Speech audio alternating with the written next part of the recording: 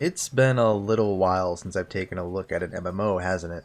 Sorry about that. I really want to try and get back into it and keep things going. Although with that one big MMO launch looming less than a month away, yes, you know the one, I wanted to make sure that I made a video before that consumes my life for the next while. And no, I will not be doing a quest log on that game. So why Aion?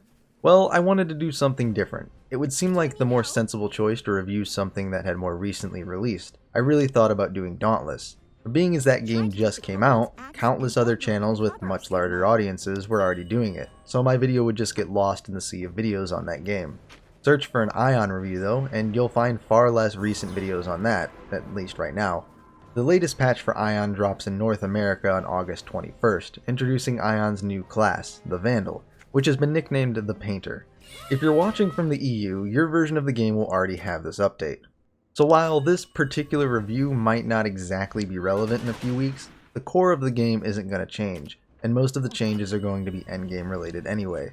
That doesn't change the reason why I make these videos. I enjoy looking at less relevant, I mean that in the most polite way possible, Aion players, games and MMOs. It's just interesting to get to see them and experience them. There were so many MMOs that came out in the late 2000s that I'm sure you missed a couple and are just curious about it. I download, install, play, level, grind, and review the game, so you don't have to. But enough rambling. Welcome to MMO Questlog, and today we'll be questing in Aion. Aion is built on the CryEngine and was released in 2009 in Asia and North America.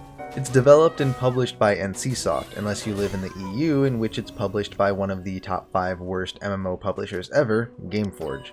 Aion launched as a subtitle, but in February of 2012 went for a sub-hybrid business model instead. The difficult part about looking at a review and reviewing MMOs from 10 years ago is that you can't look at it purely as a 10-year-old game. You can forgive some things simply for its age, but at what point do you draw the line and say this is the game staying true to how it released, and this is the game evolving to keep up with current market trends?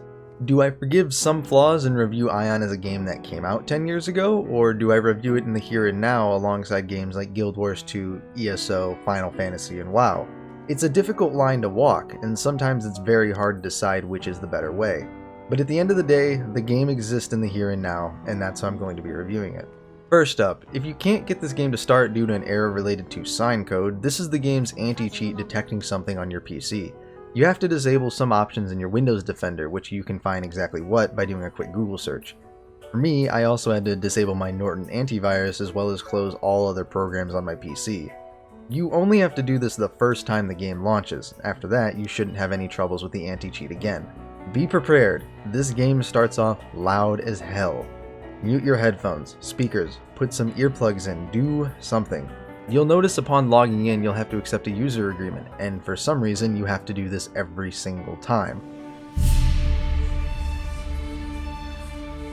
Aion has a very imaginative world, sticking to the typical high fantasy tropes with some twist here and there. It starts off very typical with your standard generic fantasy forest and desert, but then will take you off guard at random as you enter an area that's basically like someone drained all of the water out of the ocean and you're questing on the ocean floor with coral reefs, fish-like mobs, and huge looming statues in the distance. The graphics look decent but almost muddy in some places, major drawbacks being awful mega textures of landscapes. Performance is actually great, turns out it's not hard to keep an old game running smooth.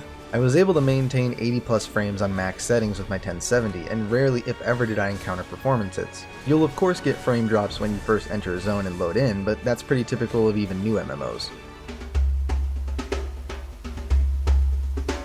I don't really have anything too notable to say about sound, except that the game starts very loud, as I said. Music is typical of what you'd expect out of a fantasy MMO, with the exception of the Asmodean's battle track featuring a cool guitar riff. Although when it comes to voice, specifically your character voice, I do have a bit to say. It's annoying as hell. Okay, more specifically the female combat yells are annoying as hell.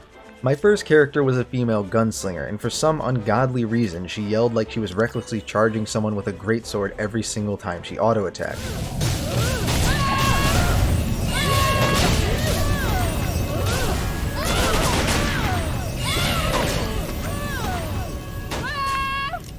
You can imagine when you're dual-wielding pistols and there's only about 4 to 5 combat yells that this will get grating very quickly. There's a mute character button in the audio menu. That didn't work.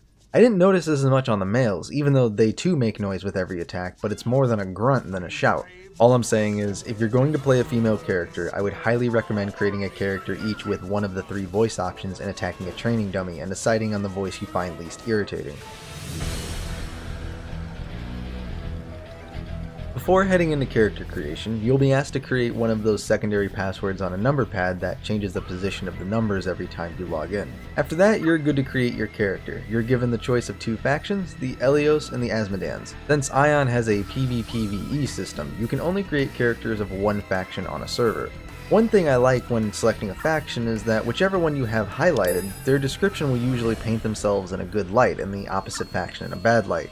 But if you select the other faction, the descriptions switch perspectives. It's a super subtle change, and the text barely changes enough for you to even notice unless you read it. Each class has 2 subclasses they can choose from. The classes are as follows: the Warrior, which can either be a Templar or a Gladiator, the Scout, which turns into Assassin or Ranger, Mage, that turns into Sorcerer and Spirit Master, Priest, which can be either Chanter or Cleric, the Technist can be a Gunslinger or an Aether Tech, and the Muse, which can be a Songweaver, and with a patch on the 21st, the Vandal. From there you go to character creation, which is phenomenal. While by today's standards it's not unique, in 2009, an MMO with body sliders, I'm sure it was crazy. I'm not good at creating characters with sliders, so I went for a preset, but I'm very impressed by this creator mostly because of its age. You can go for a huge hulking monstrosity, like I did, or even make your character roughly the size of a toddler. A very busty toddler even, but after the terror review, I don't even want to go there.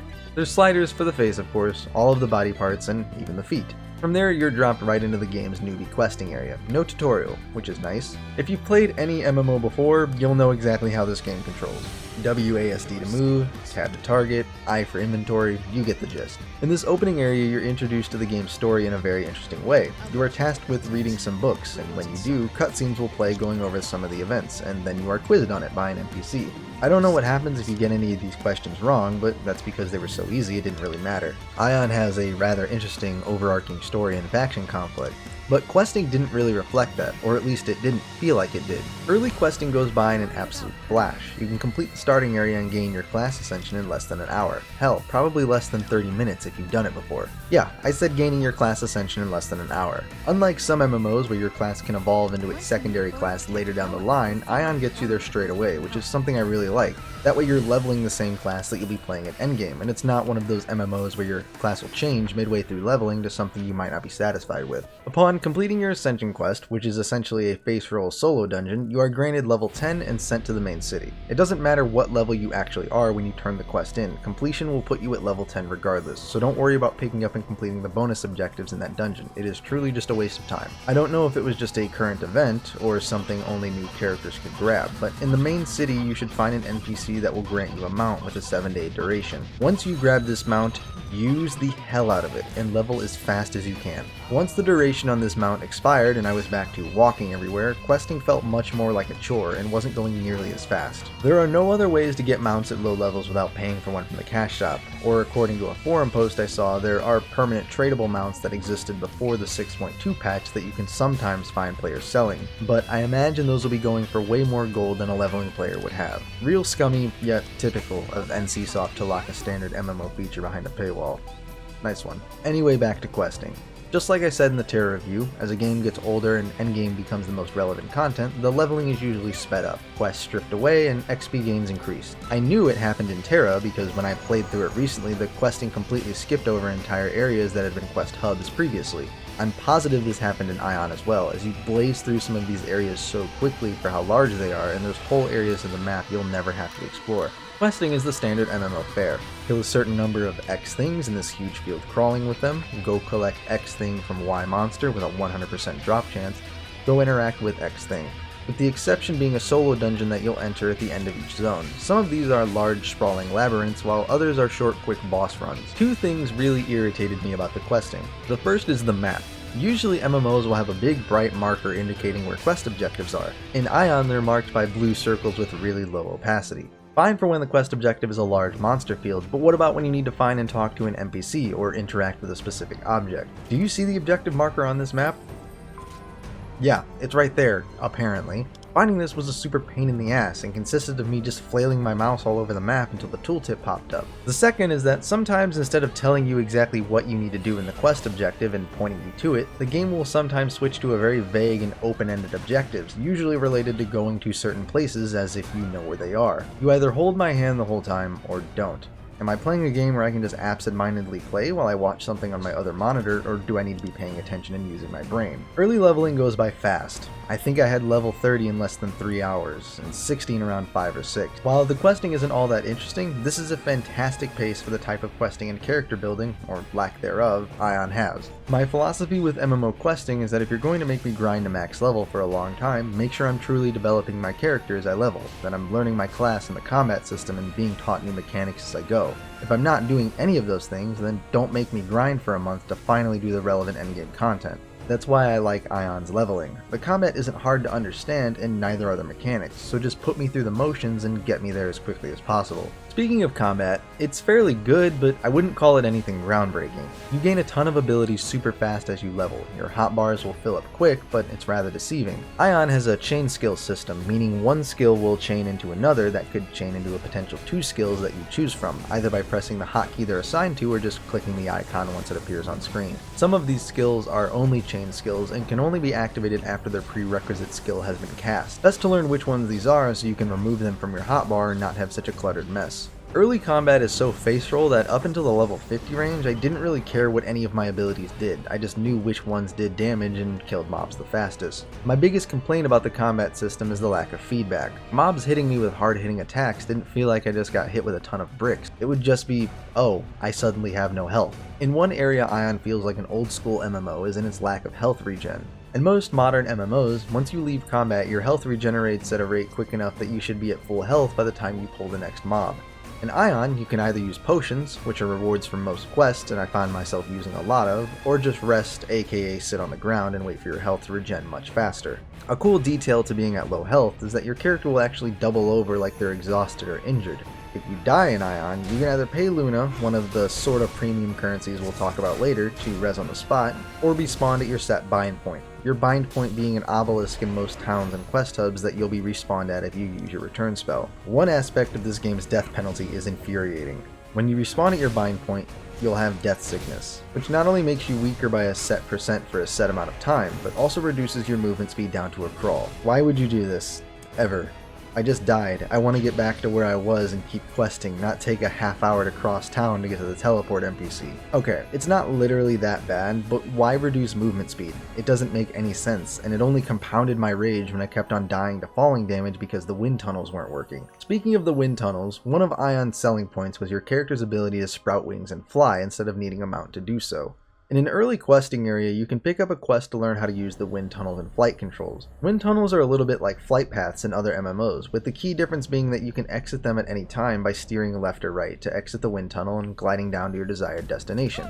Flying in Aion feels absolutely terrible, and I don't know if it's just the way it controls or if it's genuinely broken. You would think, while flying, not holding down any key would just allow your character to glide while gradually descending. Nope, you apparently hover in place. Hold W while steering with your mouse to change direction? No again. You think being that the game has been out for 10 years that this system would have been updated and polished, but no. It feels like a system that's still in its alpha testing phase. There was a rage-inducing moment for me around level 50-ish where the main quest is gated by you needing to travel through one of these wind tunnels to arrive at the next questing hub. The only problem being that I was having a hard time getting the wind tunnel to function properly, often plummeting to my death because double jumping to sprout my wings wasn't working. When I finally did get into the tunnel, I was carried along to my destination only for the quest objective to not register that I had landed where I needed to. Going back and attempting to enter the wind tunnel again only led to me falling several more times and nearly ending the review right there. Once I did get it to work, I had done everything I did previously and landed at the same spot, and then the quest completed. Cool. I'm sure some of you are beginning to wonder what Aion's endgame is like. Well, to even my own disappointment I didn't get there, but allow me to explain why. Throughout Aion's questing, a lot of the main quests are level gated, meaning you have to reach a certain level before you can continue on. Usually when this happens, there's enough side quests in the area that doing just a couple of them will grant you enough experience to get to that required level. Well, at level 58, the next main story quest you have to do needs you to be at level 66. Doing all of the side quests in the zone, I came up 10% short of the next level, with no other way to gain experience in sight besides mob grinding, and mobs 3 levels higher than me were only awarding 0.08% of a level per kill. I would have had to kill 100 plus mobs to get to my next level, mobs that, again, were 3 levels higher than me and required that I heal after each kill. At this point, since the game had done nothing that particularly excited me, and I was beginning to get bored, I stopped leveling and began to wrap up the review. Aion's cash shop currency is Black Cloud coins, also called BC coins. Here you can buy the usual cosmetics like weapon skins, dyes, costumes, pets, mounts, and furniture. Oddly, for a game that's been out as long as Aion has, I'm surprised by the quantity of items in this cash shop. There's only 10 costumes and only 12 mounts, but perhaps that's a good thing, as NCSoft might rather give players cool armors they can earn through in-game means. As for the mounts though, I'm not sure, as I was told the cash shop is the only way to get a permanent one. Again, going back to the endgame hub and hanging out with some of the max level players, I only saw one mount, and it was a car. Yeah, I'm starting to get Terra flashbacks. Although this cash shop has a few areas where someone could argue that it's pay to win, and I wouldn't exactly disagree. First off, you can buy title cards, and this is one of those games where titles have stats attached to them. Of the ones available in the cash shop, only 3 are permanent, and all of them give you increases to your attack and casting speed. You can also buy crafting materials here. I don't know how rare these are in game, as they're only a few cents in the cash shop, but take that as you will. What's concerning though is the fact that you can buy PvP and PvE enchantment stones, which is essentially the way that you upgrade your endgame gear. From the little that I can grasp about endgame, the main loop as of the content before the Vandals release is to do your dailies to get currencies to buy these enchantment stones from vendors in order to level up your gear. So while not directly pay to win, buying these enchantment stones is a way to get there faster. Aion also has Luna, which is a currency that's earned through completing special dailies and event dungeons, but can also just be bought outright with cash. Luna can be used for a variety of services like resurrecting, teleporting, and a couple other miscellaneous things. There's not really a whole lot to say about this community. I might have seen 10 people while leveling, one of which was a max level, hanging out in a level 40 zone and tried asking me questions in a language I didn't speak. The game's chat channels are pretty barren, with the exception of the looking for group and trade channel, which people were actually selling items in. Although I did accidentally stumble into the game's endgame hub where I saw a good amount of players, so the game certainly isn't abandoned by any means. I would say this falls into the community category because it is a social aspect of the game. Aion has player housing. Yes, a game 10 years old has a competent player housing system, and somebody still doesn't. Looking at you, Blizzard. At level 21, you can pick up a quest in your main city that grants you a free studio apartment. You go on a short quest to show you the area and the various house editing systems, and from there you can explore the neighborhood and look at other players' houses. While it only gave me 2 pieces of free furniture to play around with, the editing system is easy to use and functions without an issue, and some player homes I visited were seriously impressive. As much as I like about Aion, the game as a whole just has me feeling kind of lukewarm.